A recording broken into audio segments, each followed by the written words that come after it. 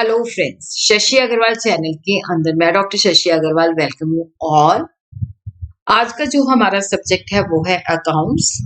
और यहाँ पे हम अकाउंट्स को सिंप्लीफाई, जो बिगिनर्स हैं कि जब वो अकाउंट्स की क्लास में जाते हैं तो अकाउंट जो होता है ओवरहेड ट्रांसमिशन हो जाती है। तो इस वीडियो के अंदर अकाउंट्स को हमने सिंप्लीफाई करने की कोशिश की है ताकि बच्चों को बड़ी आसानी के साथ जो है अकाउंट समझ आ जाए। अगर आपको मेरा ये एफर्ट सही लगता है तो डू लाइक माय वीडियो, इसको शेयर कीजिए, कमेंट कीजिए और मेरे चैनल शशि अग्रवाल को सब्सक्राइब कीजिए।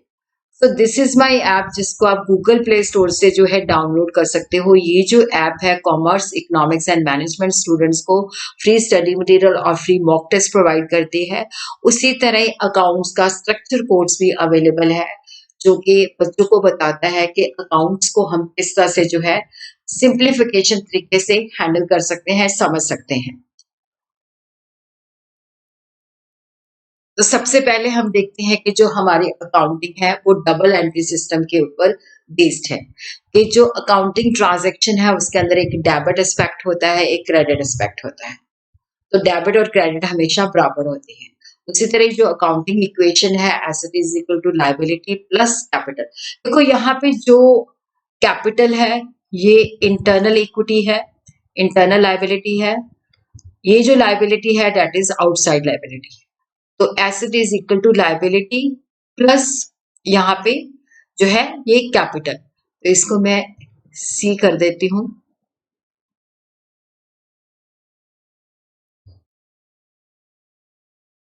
तो यहाँ पे हम ट्रेडिशनल अप्रोच जो कि इजी है, मॉडर्न अप्रोच से भी मैं वीडियो डाल चुकी हूँ, वो मैं इसके साथ कनेक्ट कर दूंगी कि जो बच्चे मॉडर्न अप्रोच से सीखना चाहते हैं तो वो भी जो है मॉडर्न अप्रोच से कर सकते हैं।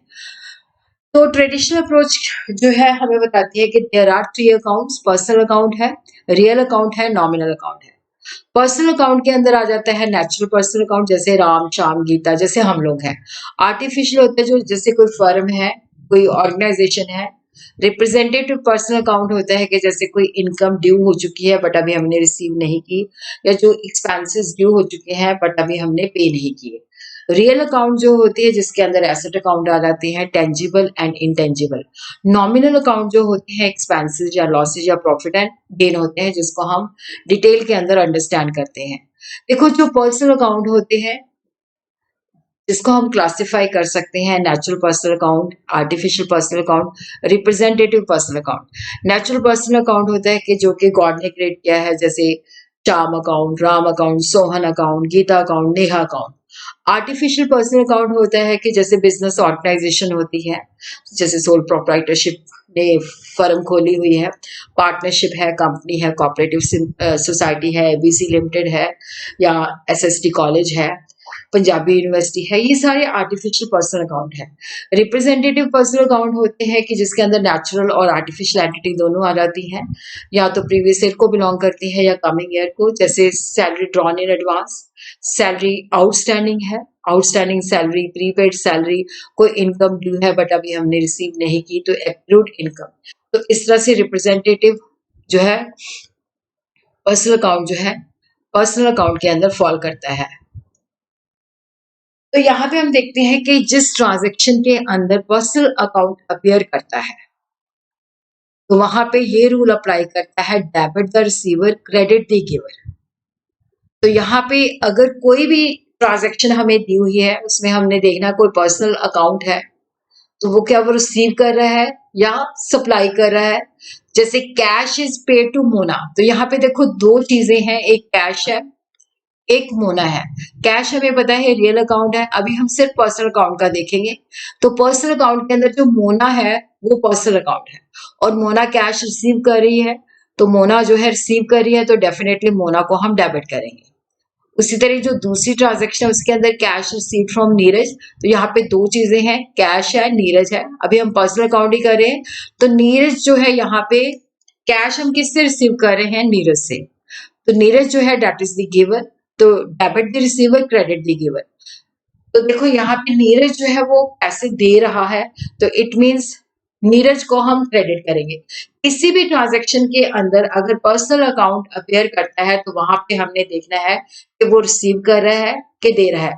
अगर वो रिसीव कर रहा है तो उसको डेबिट कर दो, अगर वो दे रहा है तो उसको क्रेडिट कर दो।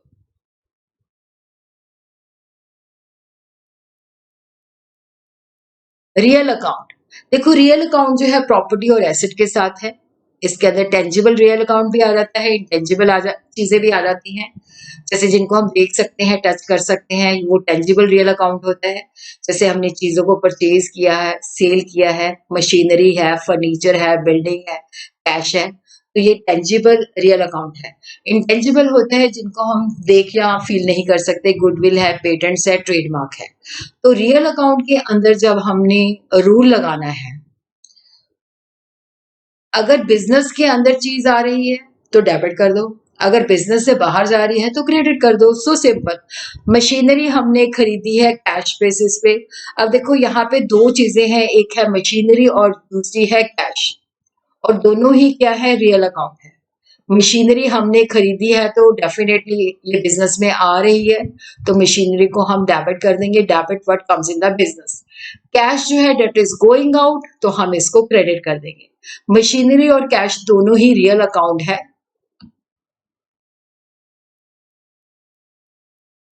उसी तरह ही नॉमिनल अकाउंट जिसके अंदर एक्सपेंस, लॉसेस, प्रॉफिट और गेन आ जाते हैं, जैसे सैलरी पे करते हैं, रेंट पे करते हैं, इंटरेस्ट पे करते हैं, कमीशन है या लॉस है। उसी तरह प्रॉफिट और गेन, अगर हम कमीशन रिसीव करते हैं तो वो इनकम है, इंटरेस्ट रिसीव करते हैं तो वो इनकम है, उसी तरह रेंट रिसीव करते हैं तो वो इनकम है, अगर पे करते हैं तो वो खर्चा है। तो रूल नॉमिनल अकाउंट के अंदर क्या है कि देखो अगर एक्सपेंस है, लॉसेस है, तो उसको हमने डेबिट कर देना है। अगर हमने इंटरेस्ट पे किया है तो वो डेबिट कर देंगे। अगर हमने इंटरेस्ट को रिसीव किया है तो वो हमारी इनकम है। Debit all expenses and losses, credit all income, profit and gain. अब देखो सैलरी पेड, तो दो चीजें हैं, सैलरी है, कैश है। सैलरी नॉमिनल अकाउंट है, तो नॉमिनल अकाउंट का जो रूल है कि एक्सपेंस को डेबिट कर दो, तो सैलरी को हम डेबिट कर देंगे। कैश जो है हमारा रियल अकाउंट है, इसका मतलब है कैश बाहर जा रहा है। उसी तरह दूसरी जो है कमीशन रिसीव की है, तो यहाँ पे कमीशन जो है इनकम है, तो इसको हम क्रेडिट कर देंगे। कमीशन हम कैश की फॉर्म में रिसीव कर रहे हैं, तो कैश बिजनेस में आ रहा है, रियल अकाउंट है, तो इसको हम डेबिट कर देंगे। तो ये सारे रूल्स हैं जो हमने याद रखने हैं, और ये इतने सिंपल है। जैसे सैलरी को पे किया है तो इसको हमने डेबिट कर देना है, सैलरी हमारे लिए एक्सपेंस है, और कैश को हमने क्रेडिट कर देना है। उसी तरह हमने कमीशन रिसीव की है, वो हमारी इनकम है, तो कमीशन को हमने क्रेडिट कर देना है। कैश जो है that is coming in the business, उसको हमने डेबिट कर देना है। तो ये समरी ऑफ रूल्स है जिसको हम रिवाइज कर लेते हैं। देखो अ, मतलब जो ट्रांजैक्शन होती है, हो सकता है उसमें एक एस्पेक्ट पर्सनल हो, एक एस्पेक्ट रियल हो, जरूरी नहीं है दोनों पर्सनल होंगे। पर्सनल अकाउंट अगर किसी ट्रांजैक्शन में अपेयर होता है, अगर रिसीवर है तो डेबिट कर दो, गिवर है तो उसको क्रेडिट कर दो। रियल अकाउंट में हमें देखना बिजनेस में आ रही है तो डेबिट कर दो, अगर बिजनेस से बाहर जा रही है तो क्रेडिट कर दो। नॉमिनल अकाउंट के अंदर जितने भी एक्सपेंसेस हैं, लॉसेस हैं, उनको हमने डेबिट कर देना है। जितने भी इनकम और गेन्स हैं उनको हमने क्रेडिट कर देना है। तो देखो पहले हमने ट्रांजैक्शन को रिकॉर्ड करना है, ट्रांजैक्शन को सॉरी रीड करना है, फिर हमने देखना है उसमें कौन सी दो चीजें हैं, फिर उसके बेसिस पे हमने नेचर ऑफ अकाउंट के पर्सनल अकाउंट है, रियल अकाउंट है, नॉमिनल अकाउंट है, फिर उसके बेसिस पे हमने ये रेलिवेंट रूल जो है लगा देना है, जिसके बेसिस पे हमने देखना है कि ये चीज डेबिट हो रही है, ये चीज क्रेडिट हो रही है। जैसे मान लो कैश यहाँ पे, जैसे कोई ट्रांजेक्शन है तो वहां पे कैश जो है डेबिट हो रहा है, तो कैश अकाउंट को मैं टाइप करके बताती हूँ। तो यहाँ पे जैसे कैश अकाउंट डेबिटेड, ठीक है। जो चीज डेबिट होती है उसको हमने इस तरह से लिखना है, जैसे कैश अकाउंट टू कमीशन, तो इसको हमने इस तरह से जो है लिख देना है। इसके नीचे नरेशन भी लिखनी है जो कि हमें बताती है ट्रांजैक्शन की नेचर को बताती है। जब हम जर्नल को स्ट्रक्चर वे में करेंगे तो हम लोग वहां पे मैं आपको बताऊंगी कि नरेशन किस तरह से लिखते हैं। तो ये हमारे पास बिगिनिंग के अंदर एक छोटी सी एक्सरसाइज है जिसमें हमने जस्ट आइडेंटिफाई करना है कि कौन से दो एस्पेक्ट्स हैं, फिर हमने लगाना है, रूल लगाना है। जैसे Shyam started business with cash 50,000, paid salary ₹2,000, paid to Mohan 9,000, purchase furniture 5,000, goods sold for cash 10,000, goods purchase from Sohan 3,000। तो पहली जो एंट्री है, Shyam started business with cash ₹50,000। अब देखो यहाँ पे जो बिजनेस है और बिजनेसमैन दोनों सेपरेट आइडेंटिटी है। तो यहाँ पे हम देखते हैं कि दो चीजें हैं, एक कैश है, एक कैपिटल है। ठीक है, कैश जो है दैट इज रियल अकाउंट, शाम्स जो कैपिटल अकाउंट है दैट इज पर्सनल अकाउंट। तो कैश बिजनेस के अंदर हमने जब देखो जब रियल अकाउंट है तो बिजनेस अगर बिजनेस में आ रहा है तो उसको डेबिट कर देना है। कैश जो है that is coming in the business, इसलिए हम उसको डेबिट कर देंगे। और कैपिटल जो है पर्सनल अकाउंट है, तो यहाँ पे क्या है, ये बिजनेस के लिए लाइबिलिटी भी है और यहाँ पे शाम्स कैपिटल जो है क्योंकि बिजनेस के अंदर कैश उन्होंने सप्लाई किया है तो यहाँ पे हम उसको जो है क्रेडिट कर देंगे। तो इसकी एंट्री हो जाएगी cash account debited to capital account.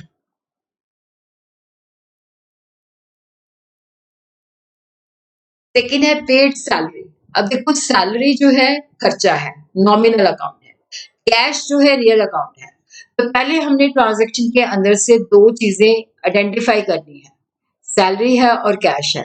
अब किसको डेबिट करना है किसको क्रेडिट करना है, तो हमने नेचर ऑफ अकाउंट समझनी है। सैलरी जो है नॉमिनल अकाउंट है और नॉमिनल अकाउंट का हमें रूल पता है कि अगर एक्सपेंस है लॉसेस है उसको डेबिट कर दो, अगर इनकम और प्रॉफिट है तो क्रेडिट कर दो। सैलरी जो है यहाँ पे क्या है, एक्सपेंस है, तो इसको हमने डेबिट कर देना है।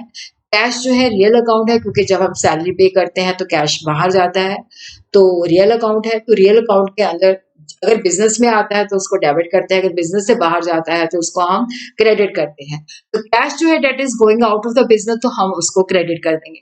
Salary account debited to cash account.